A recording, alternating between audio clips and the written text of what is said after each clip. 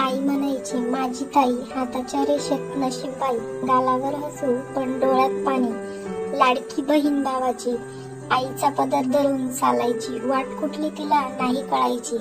बाबा म्हणायचे, बाळ लाजरी, आजीनं दिलंय प्रेमाची गोष्ट. आई म्हणायची, मोठं हो बाळा, सासर म्हणजे दुसरं माहेर बाळा. दागिन्यापेक्षा मन मोठं ठेव, माणसं जपायची असतात ग बाळा. वेळ आली आणि वाजले वाज, बघणं आलं, सगळं थांबलं. आज मुलगा चांगला, घर मोठं त्याचं. आई म्हणाली, बाळा आता तुझं तिकडेच लग्नाचा दिवस वाजतोय. आई बाबाचं मन मात्र रडत. बाबा म्हणाले, शेवटचा चहा. आई म्हणाली, पदर विसरू नको ग.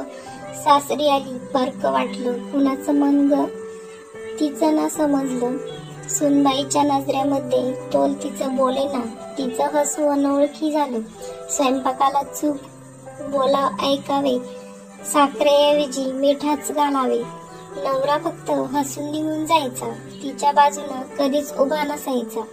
माहेरच्या ओट्यावर तळ्याचा रात्री उशिरा बिलगून रडायची.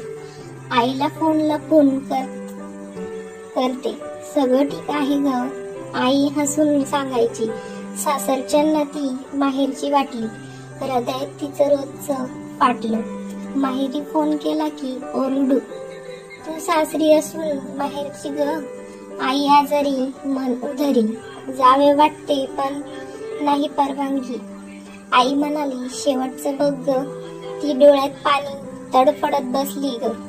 आई गेली, अतिमोह चुकली, मनाचा तुकडा पायाखालून सरकला. सासरचं घर सोन्याचं भरलेलं, पण प्रेमाचं रिकामं.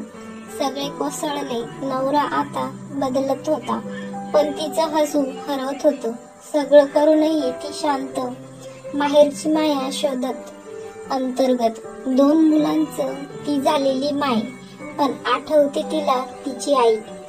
मुलीच्या केसातून हात फिरत रोज ती एकच वाक्य सांगत होती, बाळा तुटू नको ग, संसारात गप्प बसू नको ग. माहेरची ओढ ही गुन्हा नाही, तुझं मन ही तुझी माया आहे ग.